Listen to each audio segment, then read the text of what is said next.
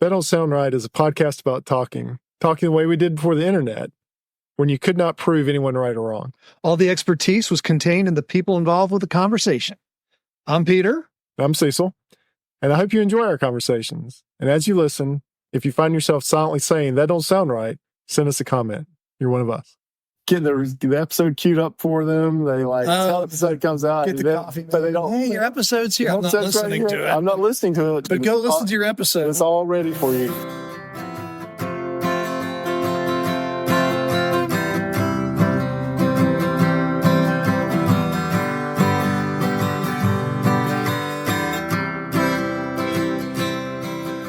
Welcome back to another episode of That Don't Sound Right, a podcast about talking. We're your co-host. I'm Peter Beilman. I'm Cecil Davis. And we're just trying to have a conversation without Googling or fact-checking each other. Those things, can kill the conversation. I'm just so happy about how the podcasts sound now. I've been giddy for weeks. It's about time.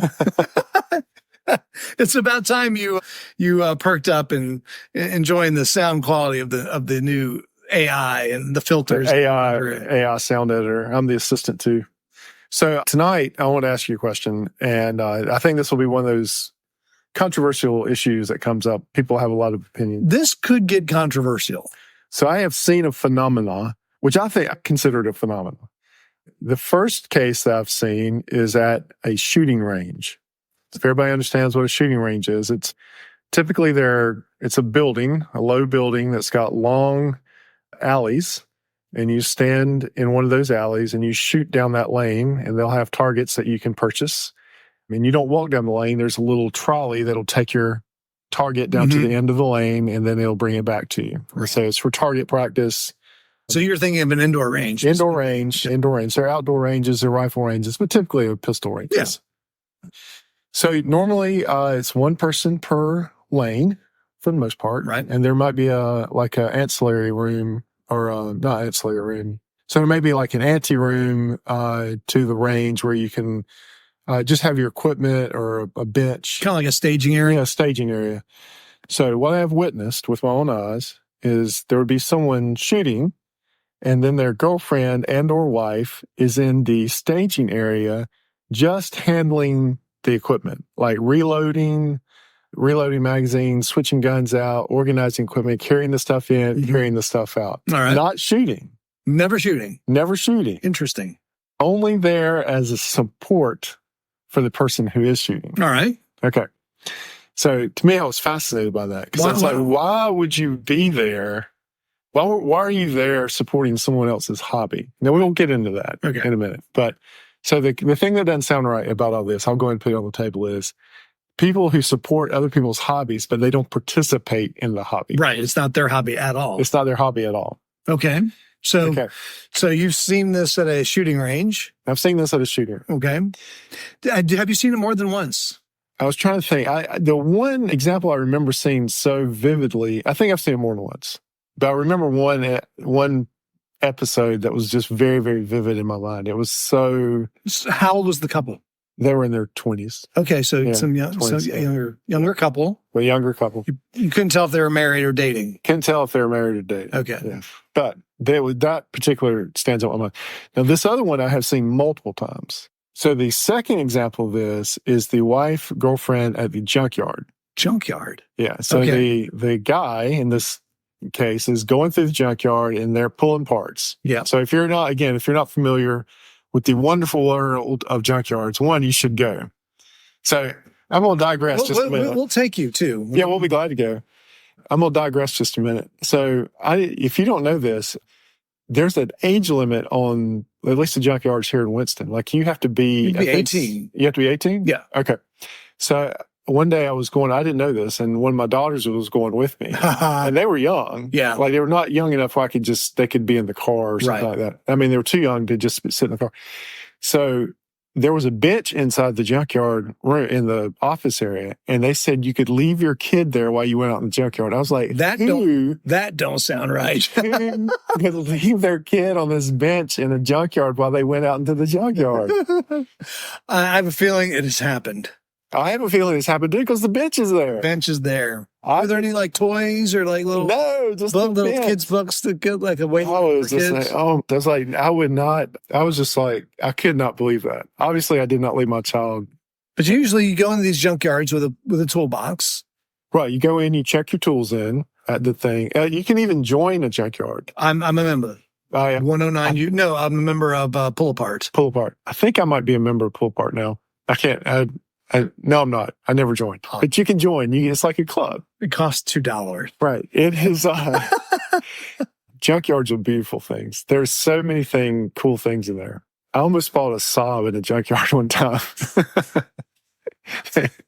They had something in the turbocharger had gone out. Yeah. And that was it. That was the only thing that was wrong with it. Buy under $2,000. I'm glad you didn't do that. Anyway, so junkyards are great. But so there are these guys that are in the junkyard. They're going around. They're pulling parts. And either their wife and or girlfriend is with them carrying either the parts bucket, which is just a 5-gallon bucket that they're throwing parts in. Yeah. Or the tools. Which is probably in a box. In a box. Or a bucket. Now, the ones I've been to, you can get a wheelbarrow. Yeah. Yeah. So are these ladies following the guys around with the wheelbarrow? Yeah, I mean, all kinds of different things. Like they're either with the buckets or the wheelbarrow. I've never seen this. Yeah, I've seen this multiple times now. I've seen plenty of guys go in there together and they're doing stuff together. But yeah, because you can pull some big stuff. Yeah. If you want to. They get an engine hoist in there. You can pull an engine out of it. Yeah. You can pull some big stuff. Again, if we're being a little vague about the junkyards in America are just places where you can go and pull your own part. Right. The cars are parked actually neatly. They're not stacked on top of each other. Yep. They're on cinder blocks, rigidly secured. And when you arrive, they ask you, what are you looking for? Right. And you tell them the make and model and year of the car you're looking for. And they'll say, oh, it's over in row 12. Look for number 3. And then you go to row 12 and there's your car. And then if the part's there, you use your tools to pull out what you want. Then you go to the checkout and they look at your part and they have a standard parts list. Yep. Of every part of every car. And they say, okay, this is a window from a 1993 Pontiac Firebird. Okay. The going rate for that's $20. Right. And you say, okay, thank you very much. And you pay to go in. So it's a $2 cover, right? Yeah. It's okay. And so sometimes, unless you remember, that's right. a $1 cover. Oh, is it? And so sometimes the parts are covered by, like I've walked out with free parts before because they weren't even worth what I paid to get in. Oh, is that right? Yeah. Like if I needed like a little specialty bulb or something, yeah. I've gone in and pulled it and they're just like, yeah, get out of here. Get out of here, man. So yeah. And they're also, now you can get like a printout of where the cars are. Oh, for sure. Yeah. Yeah. So, down to the color. Exactly. So, but I'm fascinated by the women girlfriend that are following the guys around just carrying tools and or buckets for parts. So do you think these are girlfriends or wives? Or does again, it could be either one.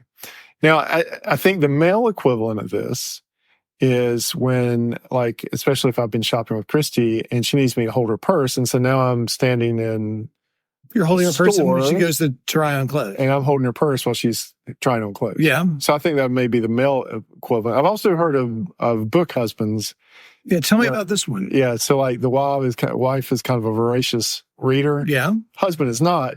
But he's building shelves. He's building a library in the house. He's helping her, shuffle all these books back and forth. Right. I'm talking about, there's some readers out there that are serious. Well, Bunny's a reader, but I wouldn't call myself a book husband. You might not be a book husband. Well, that's the thing. It's like when I'm. But what would it take for me to be a book husband? I don't think she needs that much help, though.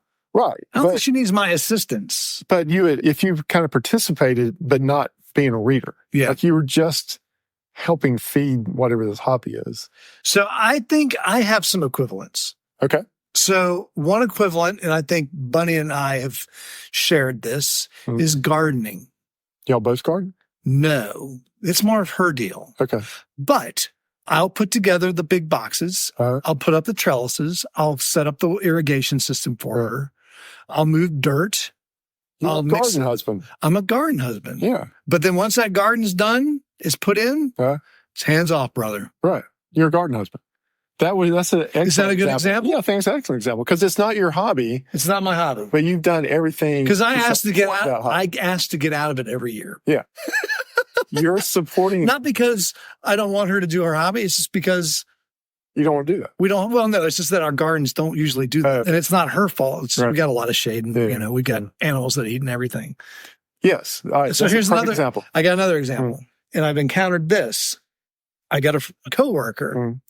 He is not really into craft shows. Okay.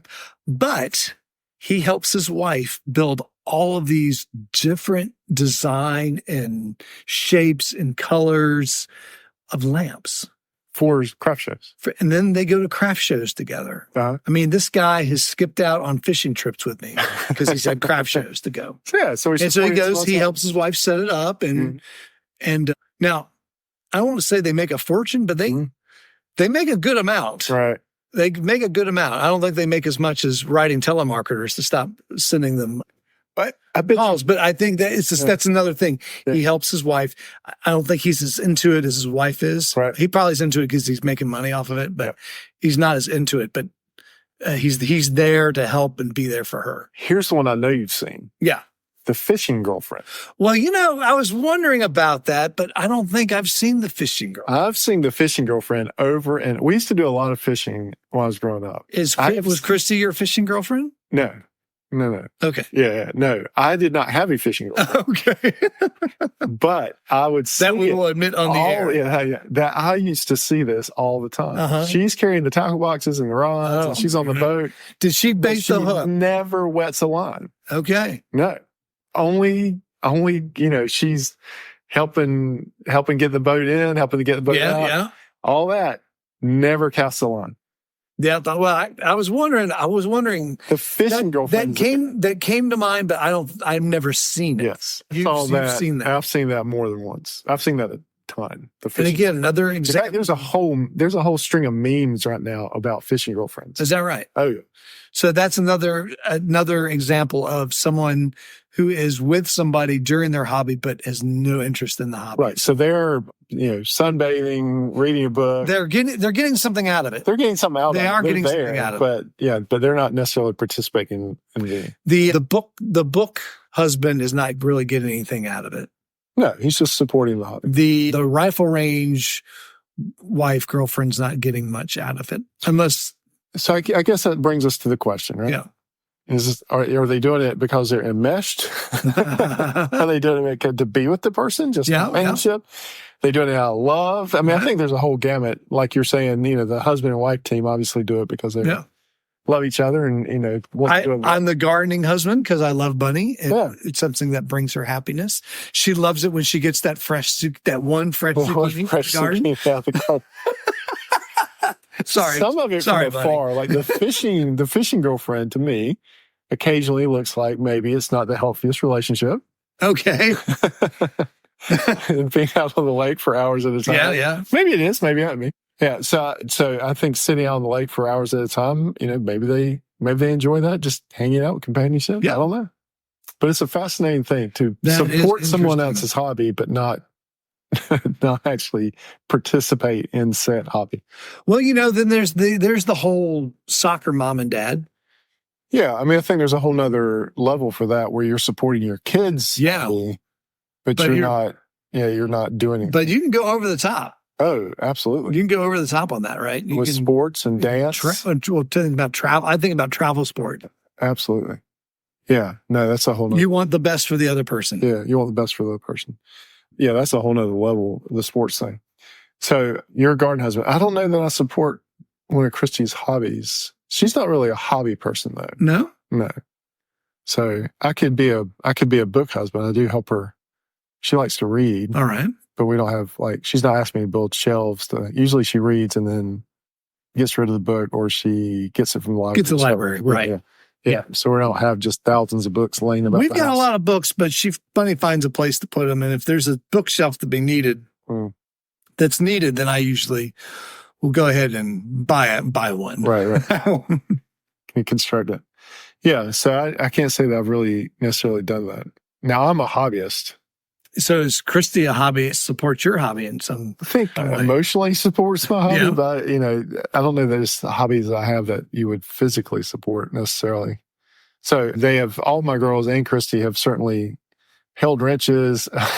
Yeah. And I was in a situation on the car. When needed. Yeah. Right. But they're not out there hovering, waiting for the chance. No, they're not necessarily hovering over the car. Absolutely. But now some of my girls have come back later and said, hey, will you teach me how to do blank? Yeah. On the car. Well, that's great. Yeah. And you immediately show them. Yeah, absolutely. It's good to know how to do things. But yeah, I have too many hobbies. Yeah. I'm trying to cut them back. Yeah. I'm trying to I think I told you before the show, I'm actually trying to get to a place of zen on the ranchero where the ranchero becomes like a bonsai tree and I'm just constantly shaping it. Yes, right. And there will never end. It'll just always be a project. I'm hoping my Scout will end, at least to the point where I can drive it. Well, I think you got to keep the Scout will come to an end. You got to keep it operational. Yeah. That's the thing right. I'm at the point where I'm not operational. I need to get back to being operational. Yeah. That'll be a good day when it'll be a good day. But you're not far. It'll be a good day. I'm not far. Yeah. I was hoping I'd be there this July, but I'm not going to be there. Yeah. Because it runs, right? Mm-hmm. It does run. Right. I just don't have a floorboard on the passenger side right now. Oh, I thought you finished all your welding. No, still got more. Maybe Buddy needs to be out there welding with you. Yeah, I mean, running the grinder, doing all the prep work so I can step in and do the weld. That's it. That'd be perfect. That'd be perfect. What about pets? What about when one partner has a pet that they really like and the other partner is meh? Well, now I may be that. Maybe that's what I am. There you are. I haven't always been in a good mood about that, though. Well, I have supported pet ownership, even though I'm not a pet person. You're not a pet person. I grew up with pets. Did you? I had a dog when I was young. Did you take care of it? Well, when I was young, I didn't, but we were buddies. Okay. So it was a black Labrador. He could open the gate. Oh yeah. And let me out of the yard. And so when you're a little tyke, he would let you out. He would let me out of the yard. Yeah. So we were buddies. So then we had cats. Okay. And so I'm not a cat person. All right. Growing up, and then Christy and I've had several dogs. Right. But I've not had all the pets I wanted growing up. I don't. But I do support my. So you're the pet husband. I'm the pet husband. Yeah. There you go. Yeah. But I have not been a very good pet husband. Oh, not. Yeah. Well, I mean, Hazel looks fine. Yeah. Hazel seems to be taken care of. I do things when I have to do them. Oh, yeah. So you're not running to the dog to take Hazel off for a walk? I'm not beating anybody to the door to take the dog out for a walk. I got you. I like the dog. I don't hate the dog. But you've never had a pet you've never had a dog, right? Growing up, I had a dog, but not as a family man. Not as a family man, no. You've held the line. But the thing is, Bunny's not a pet person either. Oh, okay. Well, that makes sense. So we have some solidarity. Now, I think I've mentioned this on the air before. My kids have always wanted a dog and so on and so forth. Mm. They're actually coming around. They've come around and seen the wisdom of not having a pet right now. However, I'm still going to make them have a dog. When they get out of the house, for all of the hassle they gave me for 10 years. They should have a dog for a while. I'm going to give them a dog. You must have this dog and a cat. Right. But Dad, I just want a cat. No, I'm giving you a dog and a cat. You learn very quickly that it complicates your life. It does. Yeah. Because when you leave, you've got to figure out something to do with that animal. Really? And I've done that many times. We have been very blessed with having people take care of it. Is that right? Yes. Do you send the dog over or do they come over and take care of it? We've had people that have come and gotten a dog and taken care of it. And we have really been blessed. Our dogs have lived lives that they do not know how well they had it.